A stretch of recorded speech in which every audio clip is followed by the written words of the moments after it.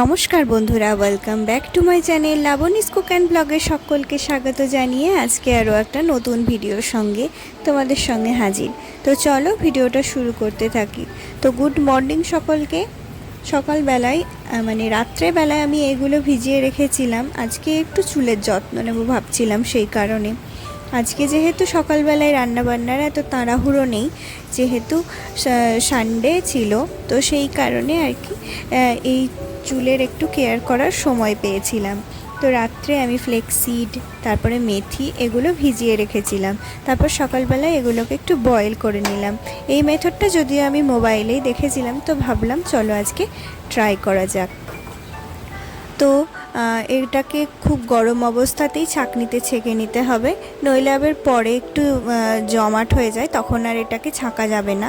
তো সেই কারণে এই যে গরম অবস্থায় এটাকে ছেঁকে নিলাম। এই যেগুলো গোটা থাকলো, গোটা দানা, তো সেগুলোকে কি পেস্ট করে এগুলোকেও মাথাতে ইউজ করে ফেলেছিলাম। আর এটা ঠান্ডা হলে তারপরে এটা মাথার মধ্যে লাগাবো। তো স্নান করার আগে আর কি এটাকে লাগিয়ে নেব। এখন এটা এরকমই রেখে দিলাম ঠান্ডা হতে। তো চলো এখন দুপুরের লাঞ্চের প্রিপারেশন করতে হবে।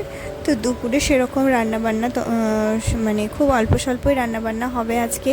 আর তার সাথে তোমাদের সাথে আজকে যেটা শেয়ার করব সেটা হলো আমার যে সোফাটা রয়েছে সেটাকে ক্লিন করব। তো সোফাটা ক্লিন করতে আমার মোটামুটি ওই 1 ঘন্টা মতো সময় লেগেছিল। সেটা করে নিয়ে তারপরে রান্নার কাজে হাত দেবো।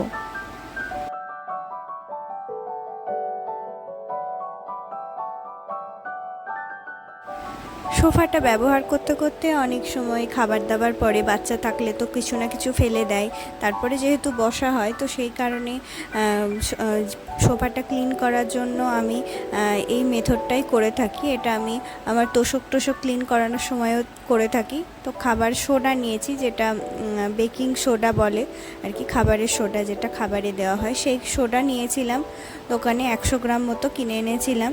তো পুরো সোডাটাই ভালো করে এই সোফার মধ্যে মাখিয়ে নেব, তার সাথে অল্প একটু লবণও দিয়েছিলাম।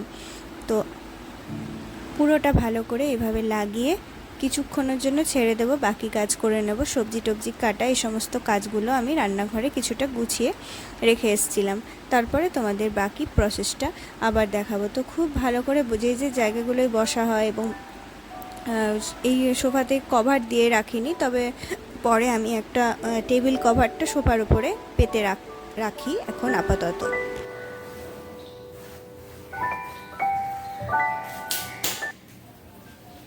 তো এই পুরো সোফার মধ্যে একদম এগুলো লাগিয়ে ছেড়ে দিলাম কিছুক্ষণ। এখন আধ ঘন্টা 45 মতো এরকম থাকার পরে আমি একটা বালতি মানে গামলার মধ্যে জল নিয়ে নিয়েছি। তার মধ্যে লিকুইড কোনো, যেগুলো লিকুইড বডি ওয়াশ হয় বা লিকুইড সোপ হতে পারে, যেগুলো ওই জামা কাপড় ধোয়ার জন্য যেগুলো হয় ইজি, এই সমস্ত ধরনেরও কিন্তু ব্যবহার করা যেতে পারে। তো এগুলো জলের মধ্যে একটু দিয়ে নিয়ে ভালো করে মুছে নিচ্ছিলাম, ভালো করে কাপড় দিয়ে রগড়ে মুছে নিয়েছিলাম। তারপরে এই যে কভার মানে গদি যেগুলো বসার জন্য, তো সেগুলোকে রোদ্দুরে রেখেছিলাম কিছুক্ষণের জন্য। রাখলে পরে বেশ ভালো মতো শুকিয়েও যাবে। আর যদি এখন বর্ষাকাল, তো ভালো রোদ্দুর সেরকম হচ্ছে না, মাঝে মধ্যেই আর খেয়াল রাখতে হচ্ছে কখন বৃষ্টি চলে আসছে। তো তবুও আজকে ভালোই রোদ করেছিল দেখেই আমি মোটামুটি এটাকে রোদের মধ্যে 1 ঘন্টা মতো ফেলে রেখেছিলাম। তাতে বেশ হয়, রোদ্দুরে যে কোনো জিনিস রাখলে তার গন্ধ দুর্গন্ধ সমস্ত কিছু চলেও যায়।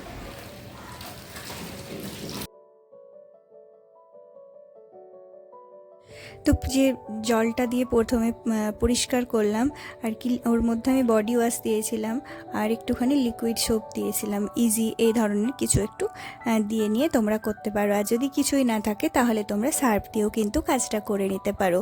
তারপরে যে নোংরা জলটা হলো সেই জলটা ফেলে দিয়ে আসলাম। তারপর পরিষ্কার জল নিয়ে নিয়েছি, তারপর ওর মধ্যে স্যাভলন অথবা ডেটল কিছু একটা দিয়ে মুছে নিই।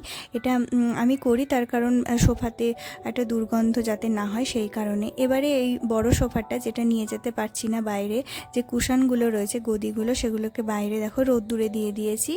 আজকে ওয়েদারটা বেশ ভালো আছে। আর যে বড় সোফাটা রয়েছে সেটাকে আমি পাখা চালিয়ে ঘরের মধ্যে ছেড়ে দেব। এবারে দুপুরবেলায় লাঞ্চের কিছু প্রিপারেশন করে নিই, তারপরে পুরো সোফাটাকে সেট করে নেব পরে। তারপরে এখন এই যে বাইরে মানে রোদ্দুরে দিয়ে আসার পরে এখন আজকে সবজি টবজি আমি কেটে রেখেছিলাম আগে।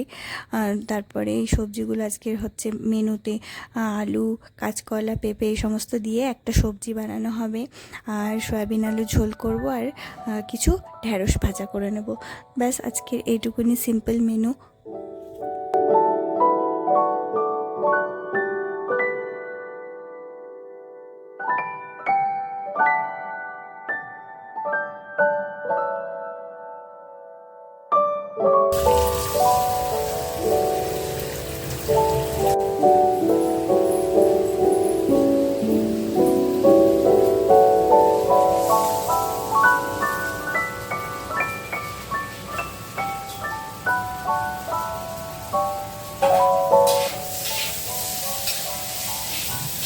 তো এদিকে রান্নাবান্নাটা হতে থাক, এদিকে ভাত বসিয়ে দিলাম, এদিকে সবজিটা জল ঢেলে ঢাকা দিয়ে আসলাম।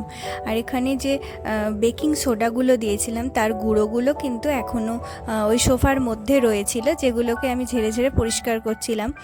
এটা অলরেডি শুকিয়ে গেছে, তো ভালো করে ঝেড়ে টেড়ে তারপরে এই যে একটা টেবিল কভার ছিল, এটা 6 সিটার টেবিল কভার, অনেকটাই বড় ছিল, যে কারণে সোফার মধ্যে আমি এটা পেতে রাখি। পরে কখনো সোফার কভার কিনলে তোমাদের সাথে শেয়ার করব।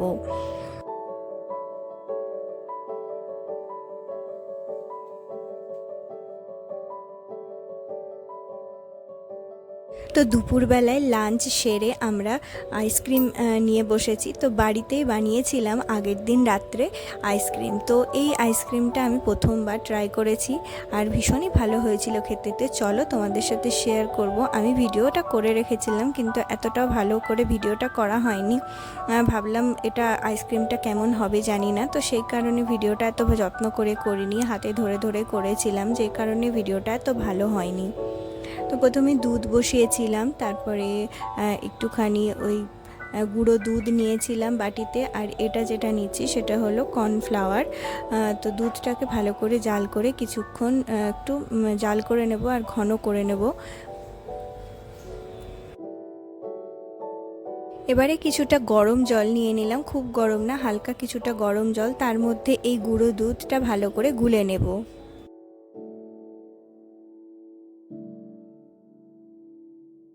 গুঁড়ো দুধটা ফুটন্ত দুধের মধ্যে দিলে দলা পেকে যেত, তাই আলাদা করে এটা গরম জলের মধ্যে গুলে নিয়ে দুধের মধ্যে মিশিয়ে দিলাম। তারপরে চিনিগুলোকেও গুঁড়ো করে দুধের মধ্যে মিশিয়ে দিলাম।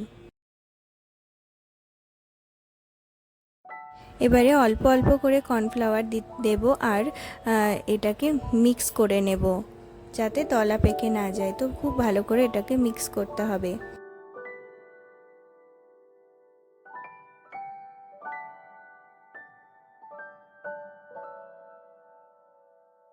তো পুরো কর্নফ্লাওয়ারটা মেশানোর পরে এরকম গাঢ় একটা জিনিস পেয়েছি আমি, মানে খুব অনেকটা ঘন করলেও দুধটা কিন্তু এরকম গাঢ় হতো না, আর খেতে অতটা টেস্টি হতো না। তো শুধু দুধ না, এর মধ্যে কর্নফ্লাওয়ার দিয়ে এই জিনিসটা বানানো হয়েছে। তারপরে কিছুটা কাজু আর কিশমিশ আর কিছু আমের টুকরো এর মধ্যে মিক্স করে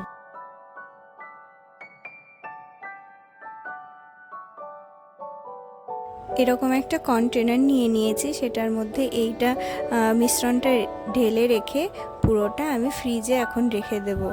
ওটাই তোমাদের পরের দিন সকালবেলায় আর কি দেখাচ্ছিলাম।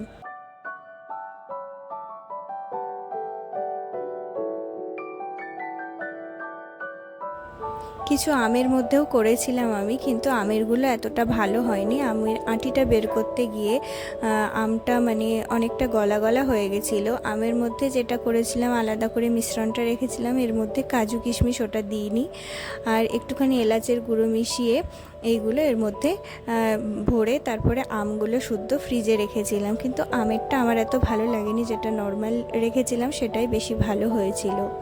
তো আমেরটা আমি প্রথমবার ট্রাই করলাম।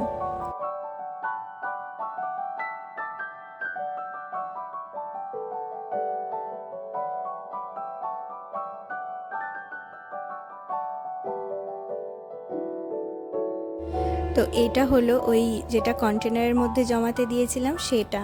আর আমেরটাও পিস পিস করে কাটা হয়েছে, কিন্তু এর একদম গলা গলা অবস্থা হয়ে গেছে, এতটা ভালো হয়নি। আর একটা আমি কাগজের গ্লাসের মধ্যে করেছিলাম আমার ছেলের জন্য, মটকার মতো। তো বন্ধুরা, আজকের ভিডিওটা এই অবধি। জানিও আইসক্রিম